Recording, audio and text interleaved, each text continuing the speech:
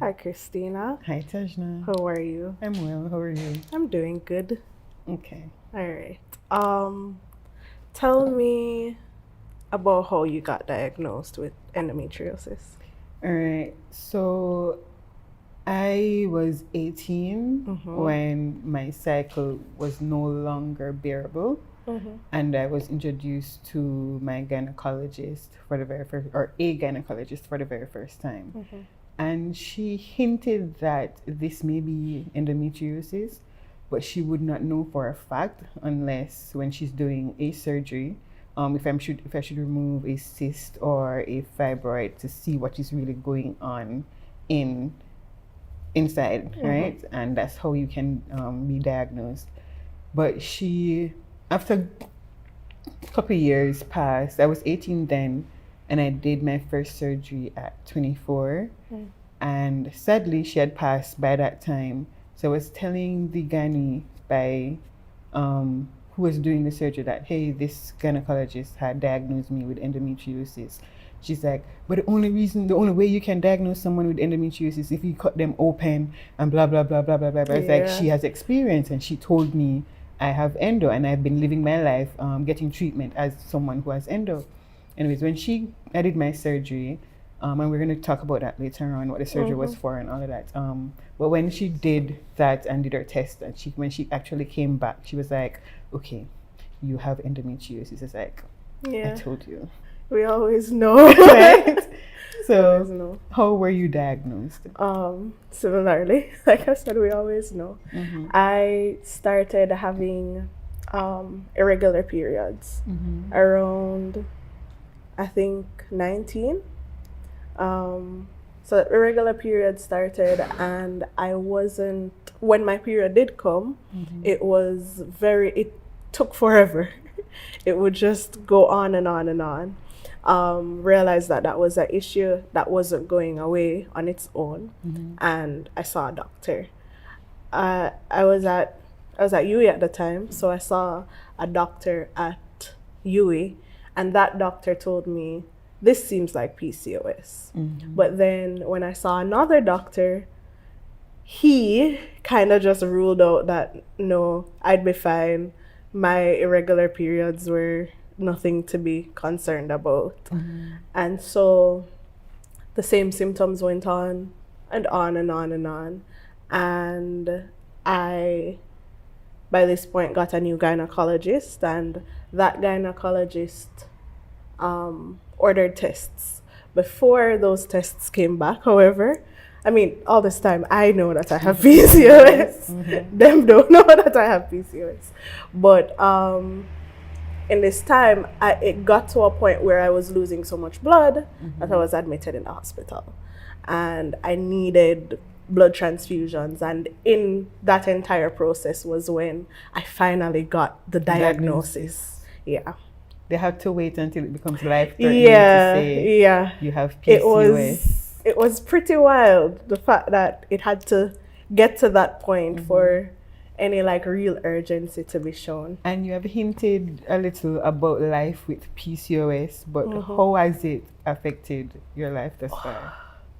It's annoying. I think one of the most difficult parts of it is the trying to figure out, and I'm still at that stage, trying to figure out what works for me, what's going to, because I'll likely be being treated for it for the rest of my life. Sadly. Yeah, but I'm still in the process of trying to figure out what will work for me. And that has been a lot, it's throw hormones at it. They mostly just throw hormones at it. But yeah, that's what it's been like so far. And how has endo been for you? Similar to your experience, because we're kind of like cousins Yes. in that experience. It has affected my personal life when it comes to having relationships. Oh, for sure. Yes. For sure. We're having relationships. It has affected overall health. I have had depressive states, and at first I thought my anxiety and depression was just from mental health issues, and it wasn't until recent years I realized that it was an actual side effect of having endometriosis.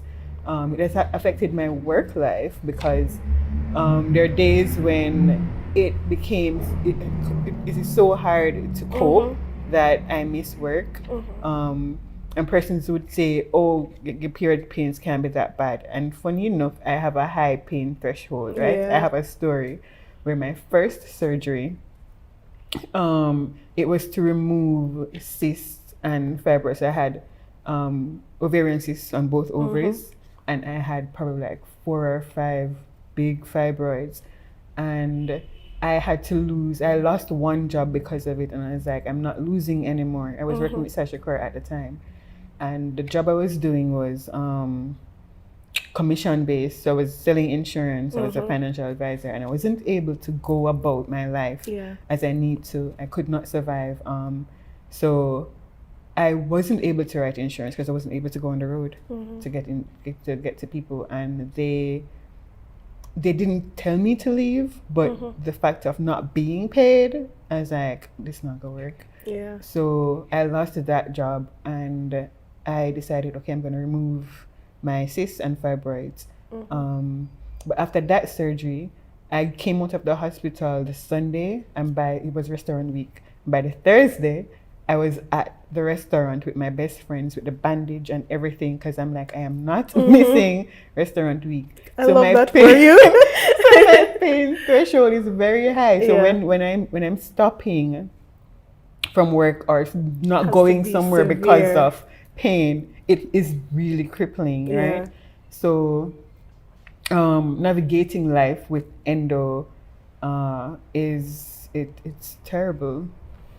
And people, even some doctors, as you alluded earlier or stated earlier, they're going to tell you that it's just period pains.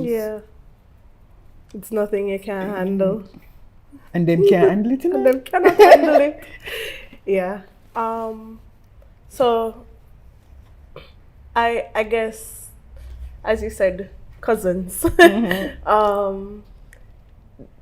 Navigating the medical system has been a lot of the same experiences. Just as I said, they throw hormones at everything. They don't take the symptoms seriously. I remember having an entire meltdown about having to deal with the symptoms, being annoyed by not knowing what my uterus will be up to at any point. And my doctor just being concerned about, just basically trying to comfort me with, but you'll be able to have a child if you want to. We can work on it. And giving you birth control. It's a fix all. It's just, okay, this is how we're gonna deal with this. Good luck. No support. No actual support. What would you say to someone who currently has PCOS? How would they need to navigate the medical field, the system? I'd say, if you are someone with PCOS and you don't feel like you're getting the care that you need, or the attention, or the no one is responding to your symptoms the way that you need them to, if you can go elsewhere, keep pushing and trying and advocating for yourself to receive the best care. Because if you don't do it, then you're not going to find doctors who will be there with you to help you along the way.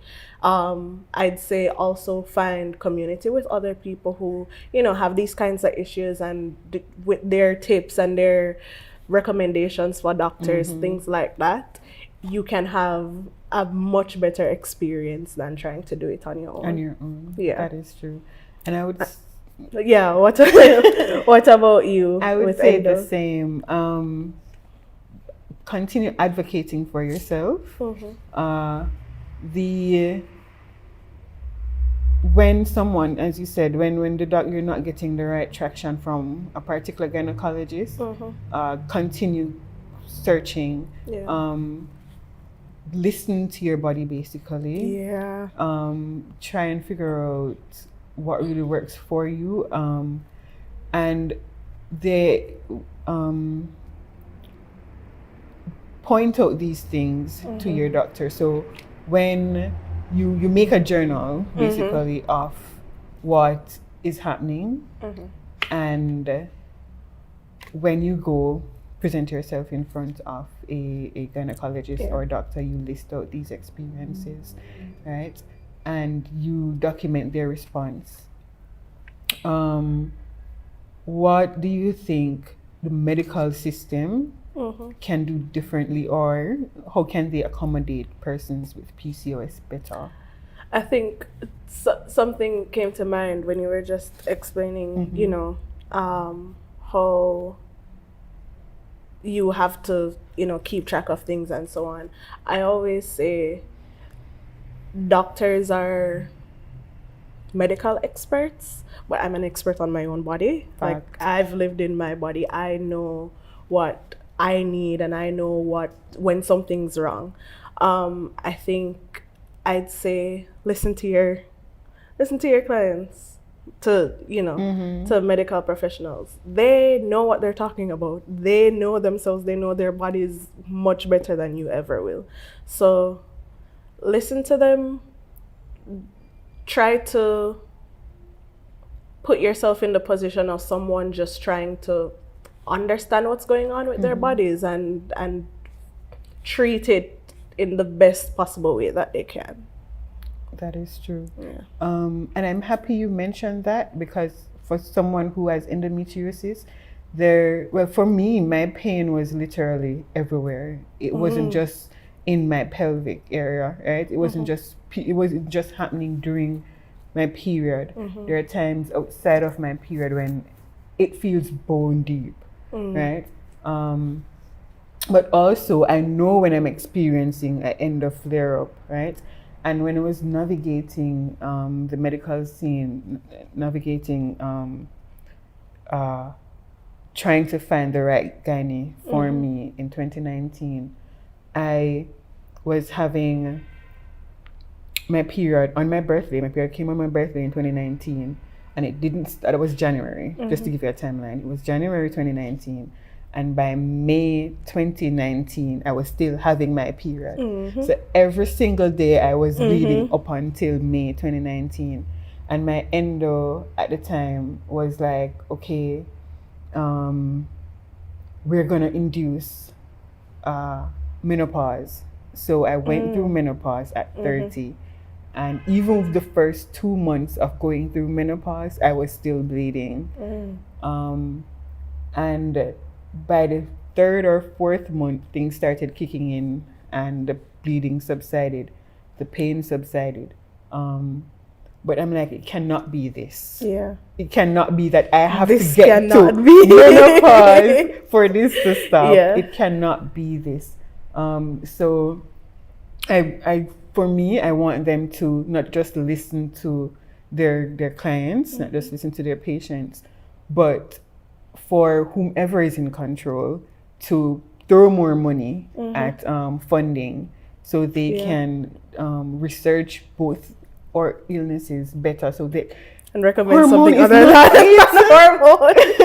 Birth control is not, you can just give someone birth control and say, oh, this will fix it, and you know, well, it's not going to fix it. It's true. And my option, and then to also, as you said, listen to the person, because then, as I said, I know when I'm having a flare up, right? And there are other illnesses that was happening. There are other symptoms I was experiencing that wasn't just endo related. And every person I went to, because they know I have endometriosis, because you have to tell them your history. Yeah. When they hear endometriosis, oh, this is because you have endo. So I say, so all the joint pain, every issue cannot be endo. Like, you cannot put endo as the blanket thing for me. Like, you have to do something else. And I got so pissed at I literally unleashed all my anger on a general practitioner, because I'm like, if this was my endo, I would have gone to my gynecologist. Yeah. I have a gynecologist for this. I come to you, not for my endo problem. I come to you for other things. problems. So please to do other tests, right? Exactly. And that's how they found out that I have lupus. And I was like, you. I'm sorry. I don't even know and that's something very serious that would have just slid under the radar had no one taken you seriously. So had you not insisted that you get taken seriously. So we do have to know our bodies, right? We do need, sadly, have to advocate for ourselves all the time. Yeah. Because we know what's going on. Yeah. And you can tell the difference of, okay, this is what I'm used to for that particular issue, but then there's something else. Something is different. And if I hadn't noticed the something else, then it ended up so that last year I had to remove my uterus altogether because this was not happening. And though that was a conscious decision on my part, not many persons want to do that. Yeah. So the medical system do need to do adequate enough research. They need to do more talks about this thing so that other person's reality is not mine. So that we can find other solutions. Other solutions than just removing your uterus altogether. So, is there anything that you think people with endo need from their community? The understanding that this person has an ailment, because it is like you see someone who, for example, my person started treating me differently at work when they heard that I have lupus, because to them that's a serious that's an illness, yeah, right? That's endo an illness. isn't. And endo is just period pain, yeah, right? Yeah. So it is to understand, because everybody's symptoms are different. So I remember one of my managers said, well, I have endo and I'm okay. And I was like, that's good. For you. I'm happy that you're not experiencing what I am experiencing, because my stage was at stage 4, right? I was like, I don't know how long you've had endo, but I had endo from 18 and I was officially diagnosed when I was 24. But I'm now at the stage where it's the very last stage of endo. So my only option for treatment is to remove my uterus. And I'm not going to tell you or invalidate the fact that you are not feeling any pain. But I would like for you not to invalidate the fact that I am in a lot of pain most of the time, right? So what the community needs to do is to understand or practice basic human empathy for someone who, if they present themselves and say, I have endometriosis, is to see what that person needs from you as support. Yeah. Just general care and concern. Yeah. Thank you. And what do persons, how do you think the community can assist persons with PCOS? Similarly, just show care and concern, listen. Don't try to invalidate any of my feelings or any of my symptoms just because you don't know what it's like or you have a different experience. Care and compassion. It all goes back to that. I agree. Yeah. It has been awesome talking to you. It has been awesome talking to you. All right. That is us.